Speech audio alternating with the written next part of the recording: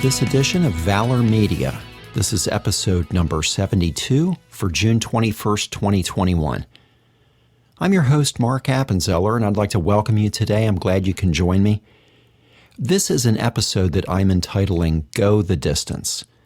And if you've ever seen the film Field of Dreams, you're certainly familiar with that expression.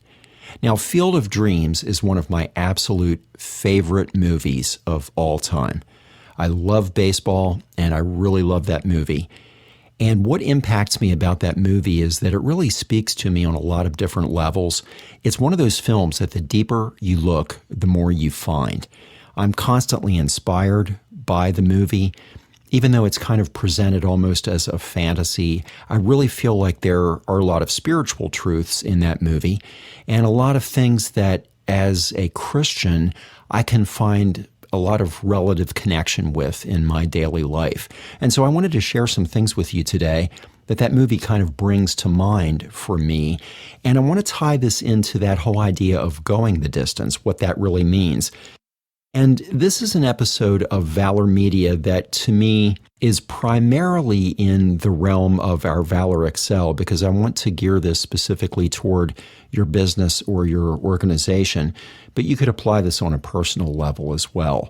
And it really comes down to the idea of understanding what it means to go the distance, not in any kind of a solo capacity, but very much interacting with those around us. And if we are pursuing business, we might be a sole proprietorship. Maybe we're a one-man, one-woman show. We do it all ourselves. A lot of people do that, and they're very successful at it. And maybe that is you.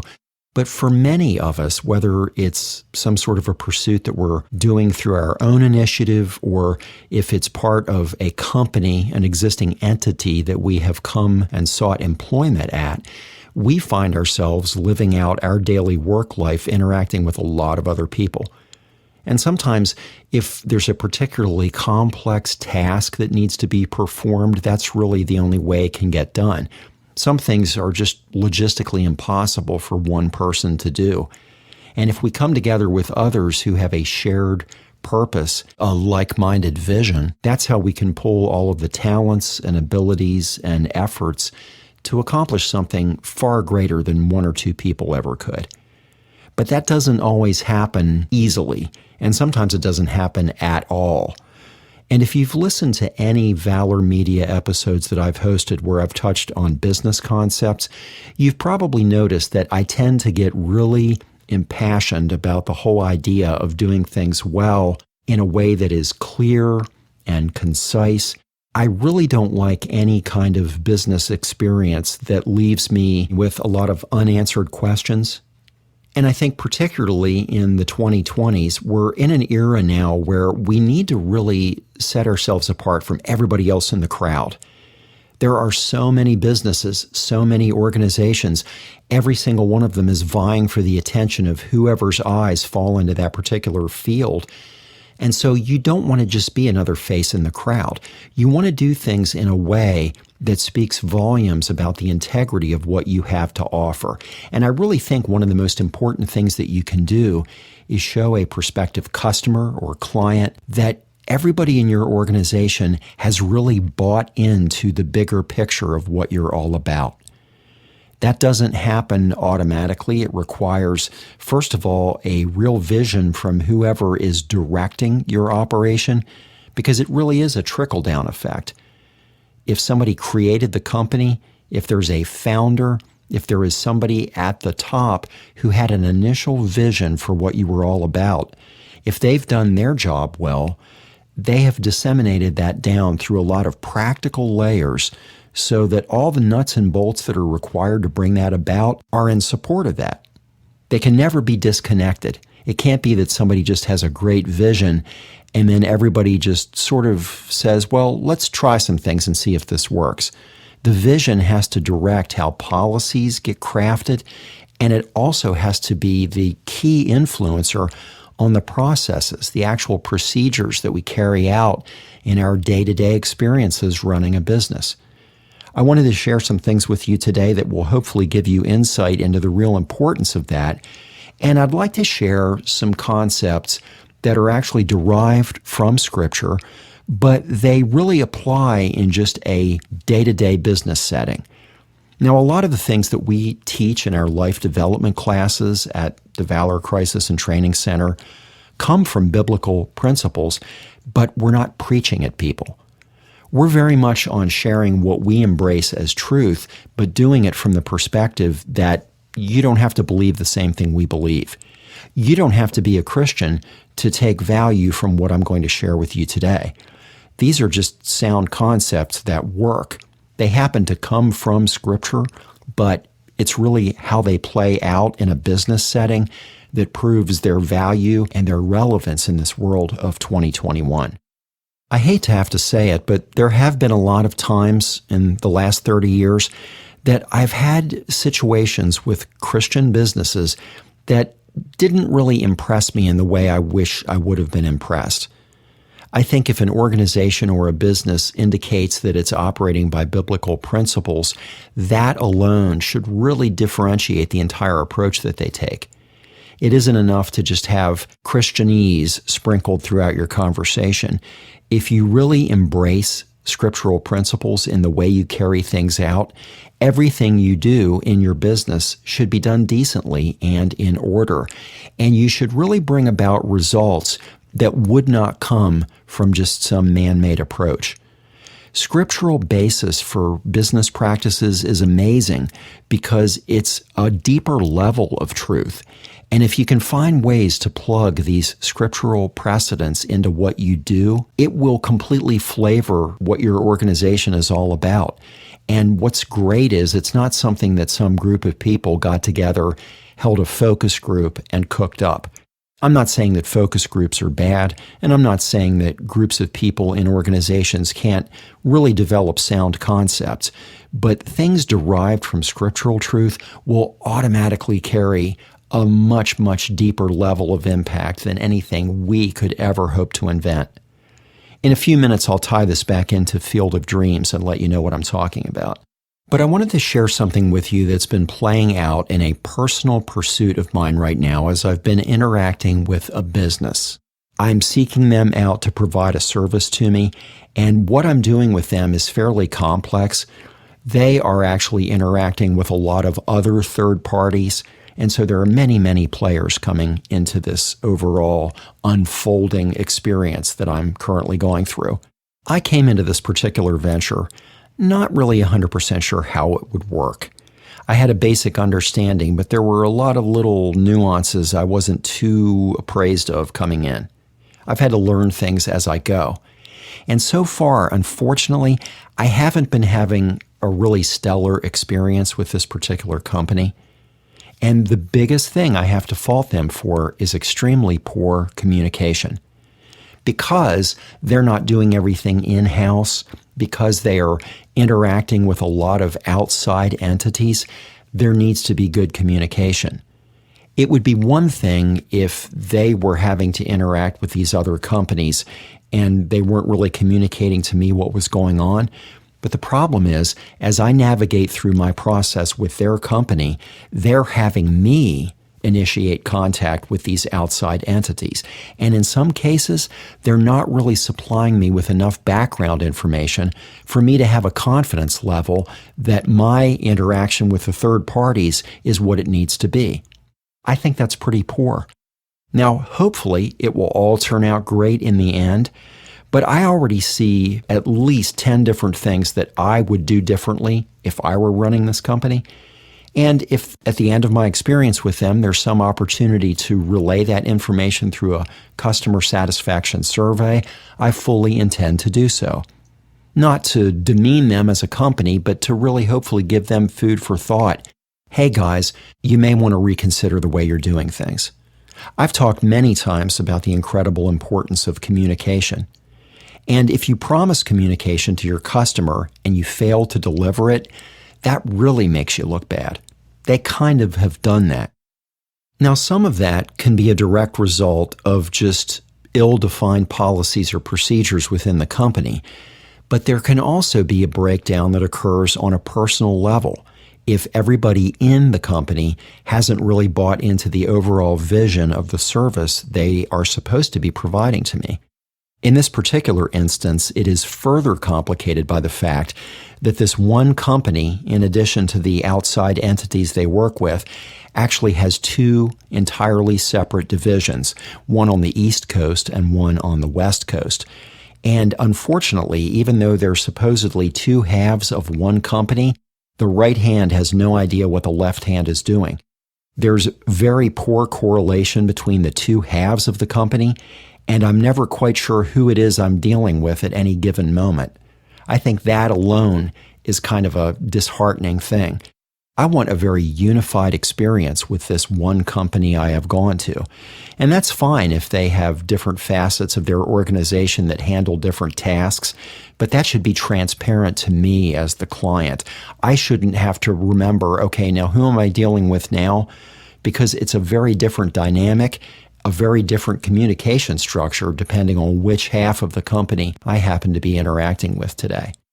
I shared that because I really want to touch on the idea of us being conscientious in however we structure our businesses to really have the best interest of our clients or customers in mind through every step of developing the processes that we are asking them to partake in. We need to be very communicative. We need to remember our clients or our customers don't work for us. They're not in our organization. We can't assume that they understand the backstory behind what we're doing or not doing. If there's a situation where they reach out to us because they're not getting an answer, we need to supply an answer. And it can't just be some form email that gets fired back to them. I've actually got a couple of those in this experience, and I'm not too jazzed about it. If I, as a paying client, ask a question, please answer my question. You don't have to acquiesce to whatever it is that I'm asking, but if I'm just asking you to kind of keep me abreast of why there's been a delay or what I'm supposed to do next, within a reasonable time frame, please give me the information I need to keep the process moving. If you allow there to be some breakdown that interrupts the momentum of whatever that overall client experience is, that to me is the worst thing that you can do in your organization. And again, some of it might be the fault of the structure, and what I'm encountering here makes me realize this is kind of a cumbersome process that this company has built. But a lot of it, too, may fall very much onto individual employees and team members in these two halves of this company. If people are members of a large organization or business, it's really tough to make them have a vision for what it's all about. I pretty much chalk it up to you either get it or you don't. You can't inspire people if they don't have any sense of buy-in to what their organization is trying to achieve.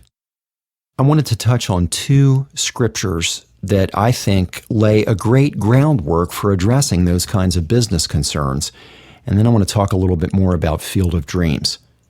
The first scripture that I wanted to share is from the book of Proverbs, chapter 29, verse 18. It's very commonly quoted. Most of the times you hear it translated as, "For lack of a vision, the people perish." And that is a good translation. But another translation is, "For lack of a vision, the people cast off restraint."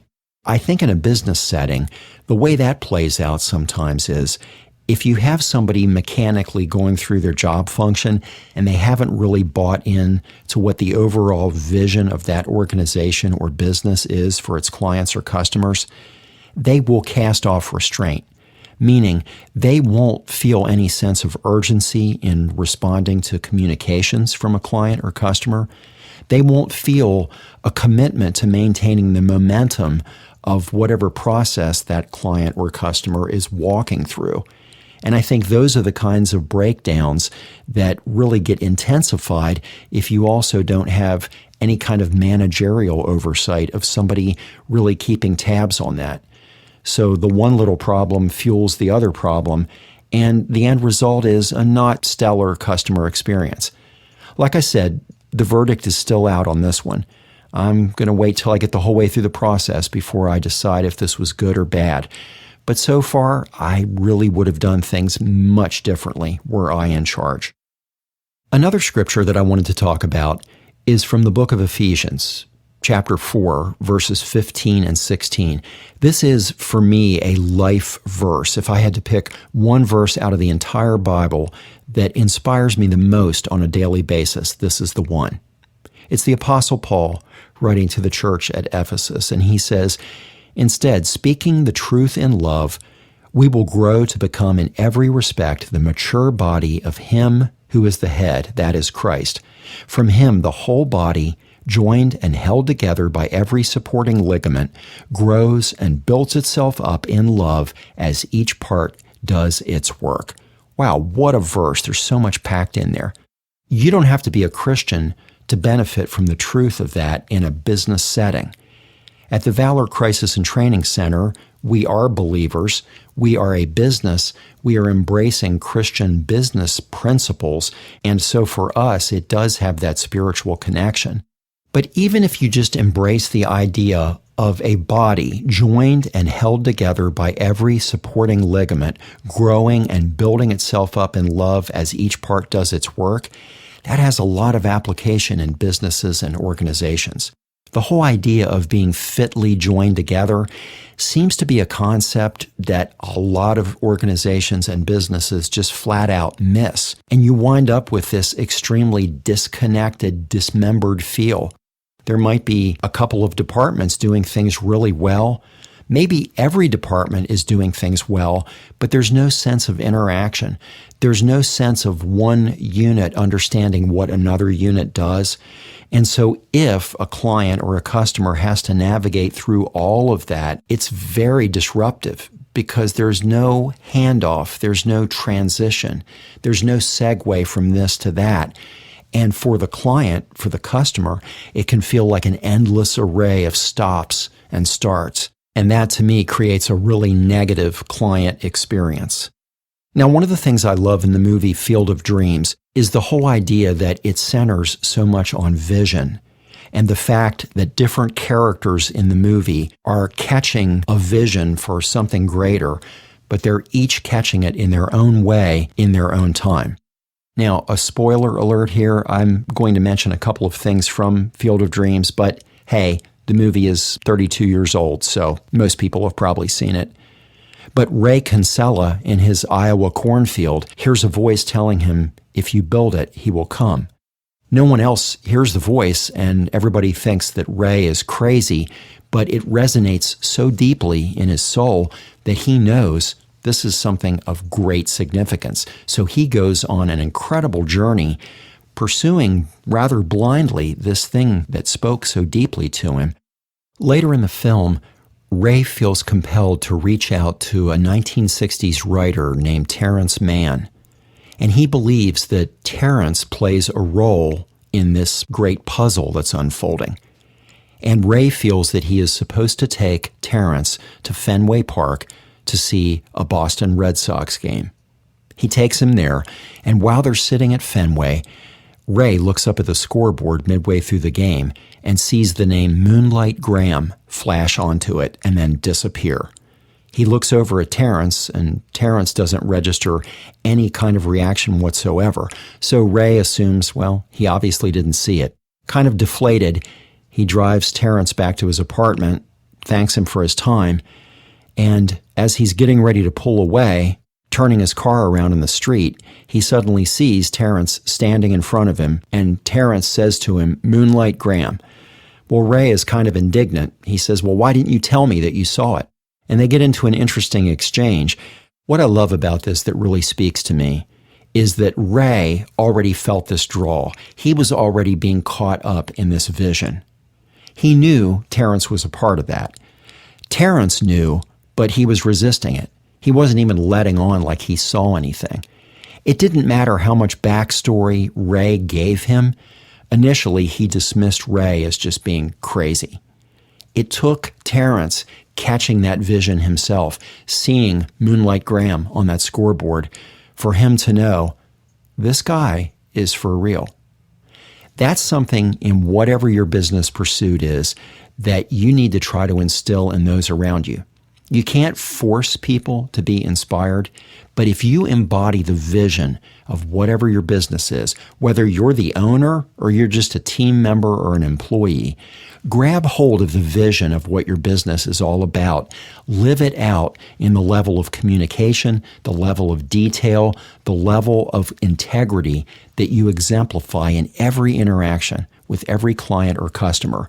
And if you do that, there's a pretty high probability that those around you will start catching the vision. But they have to catch it themselves. Telling them about the vision won't mean a thing.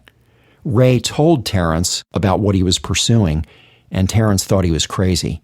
It took Terrence seeing it, catching the vision himself, to really buy in. And from there, more amazing things happened. We need to have that kind of buy-in. We need to grab hold of the vision of what we're about so that those we're working with will do the same. Now, that might seem unattainable to you. Maybe you feel like your business is floundering right now. You're just trying to pay the bills and get through to next month. You don't have any idea how to even grab hold of vision or what the vision would be for your organization or business.